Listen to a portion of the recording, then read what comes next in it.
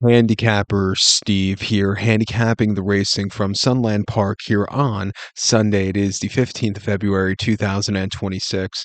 Gonna look at the ninth race from Sunland, but before I get on to that, remember to follow me on X at Horse Racing Kid 5 for more selections for race courses around the world. The ninth race from Sunland, it's the Sunland Park Derby. It's a listed race going for a $500,000 purse, race for 3-year-olds here.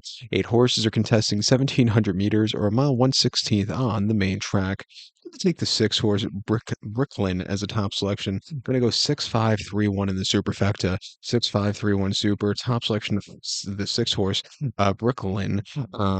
Closer to Brooklyn than El Paso, but still a good name for this horse. 3-year-old colt by Nyquist here. Rudolph Brissett trains. Christian Torres gets the mount. The horse's most recent appearance came 3rd of January at Oaklawn. A mile in the optional 125 claimer, and the horse won by 3 1/4 lengths that day. And from the inside, he went straight to the top and didn't look back. He was on the front seeing some good numbers, and he got the job done. Refreshing here to quite a speed favoring track. If they let him go, they might not catch him. I think that he is gonna he should find a good trip to get to the winner's circle here today. And it's not the world's deepest race, which also should suit him well. He ran 2 back against some deep competition in the street sense at Churchill. Mile 16, 26th of October. It was his first time routing, and he just finished 6th by 14 lengths. He stalked after not the best beginnings. He was a little bit wide, and then he just kind of yielded. Like I said, I thought he got beat by better horses on the day. And then at Indiana, 5.5 in the main special weight, his sophomore effort, winning by a nose. He sat back early. He was really wide that day, but he got there in nick of time. Probably over a trip he was not appreciative to. I think he wants to go a rounding trip, and he proved that 2 back after that, where he won, or 2 after where he won at Oaklawn. But they timed the race perfectly, Mitchell Merle, and he got the job done there. And then on debut at Ellis in late August, 5.5 in the main special weight, he finished 6th by 10 lengths, and he was off and on the lead that day, but then just yielded. Like I said, I just don't think he's that kind of horse that wants to go sprinting and that quick early on. When he gets his own way in the front end, he's proven that he's really run these good races.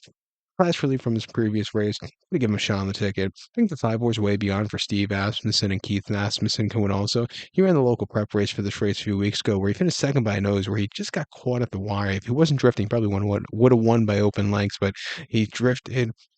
The local horse, Danico, just caught this horse from the clouds that day to get there. But this horse, like I said, I think he has ability. He just has to keep the straight course. He ran 2 back in the springboard mile at Remington over the mile, where he finished 5th by 11 1/4 lengths that day, where he was just wide and just never really quickened up that day.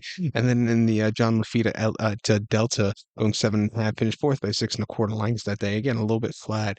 He won on a very nice maiden race at Churchill, going 3 quarters on his dirt debut, winning by nose, closing up from the back of the pack. It was a very good effort. He kind of runs at times like a turf horse, but his most recent race, he showed potential. Come back here, train well Sam Houston. Like I said, keep a straight course, he can win. I'll use him on the ticket.